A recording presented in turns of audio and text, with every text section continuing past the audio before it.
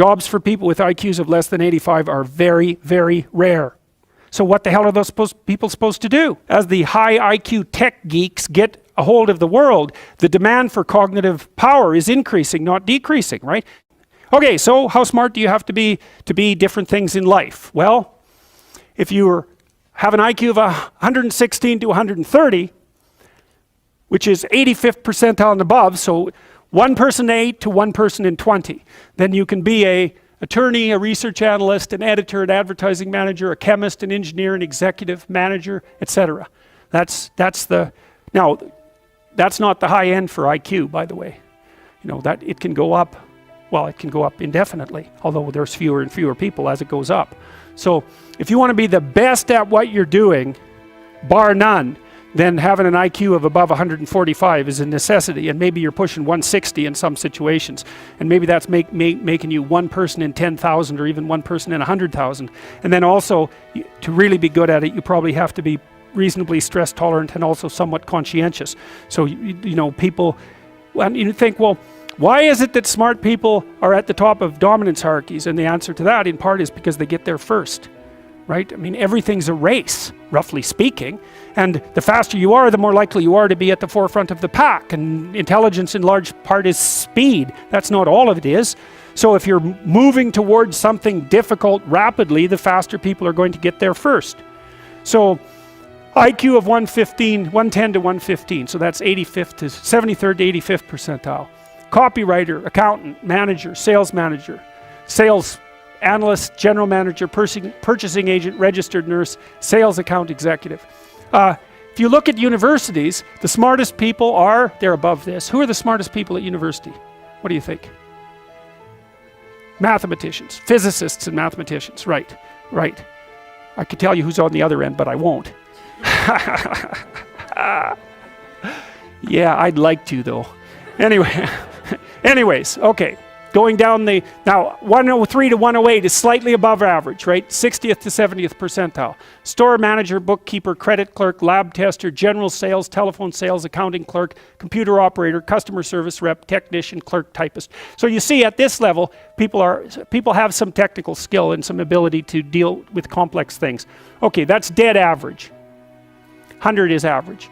Dispatcher in a general office, police patrol officer, receptionist, cashier, general clerical, inside sales clerk, meter reader, printer, teller, data entry, electrical helper. 95th to 98. Machinist, food department manager, quality control checker, security guard, unskilled labor, maintenance, arc welder, die setter, mechanic. Good IQ range for relatively qualified tradespeople. 87 to 93. Messenger, factory production worker, assembler, food service worker, nurse's aide, warehouseman, custodian, janitor, material handler, packer. Now, what you're starting to see is that as you move down the hierarchy, the jobs get simpler, they're more likely to be assigned by other people, or they're repetitive. Because what IQ predicts to some degree is how rapidly you can learn something, but once you've learned it, it doesn't predict necessarily how well you do at it. And so the more repetitive jobs people with lower IQs are more suited to more repetitive jobs. Under 87, is there something? Well, no. Right. That's a big problem. And it's something our society has not addressed at all. Jobs for people with IQs of less than 85 are very, very rare. So what the hell are those people supposed to do? It's 15% of the population. What are they supposed to do? Well, we better figure it out, because one of the things that's happening too is that as the high IQ tech geeks get a hold of the world, the demand for cognitive power is increasing, not decreasing, right? You want to be a teller? Well, you know, those checkout machines, they're not so simple. You want to work at McDonald's? You think that's a simple job? You don't see robots working at McDonald's.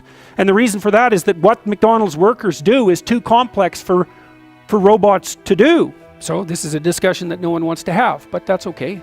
It's still a problem, and it has to be dealt with. So the US government, I think I told you this at one point already, it's illegal to induct anyone into the US Army if they have an IQ of less than 83, right? It's about 10% of the population. Because the US Army, and they've been doing IQ testing since IQ testing began, because they want everybody they can possibly get into the Army, because in peacetime, They use it as a way of moving people up the socioeconomic ladder, and in wartime, well, obviously, you need as many soldiers as you can get your hands on. And so you're not going to be any pickier than you have to be. So when the US Army says it's illegal to induct anybody into the armed forces if they have an IQ of less than 83, then you know that they've done it for absolute necessity. Right? And when people have made a finding that contradicts what they want to hear and they're doing it out of absolute necessity, you can be reasonably true that it's one of those facts that just won't bloody well go away. And so you might think, well, if there's nothing for someone with an IQ of less than 83 to do in the army, what makes you think that there's something that they can do in the general population?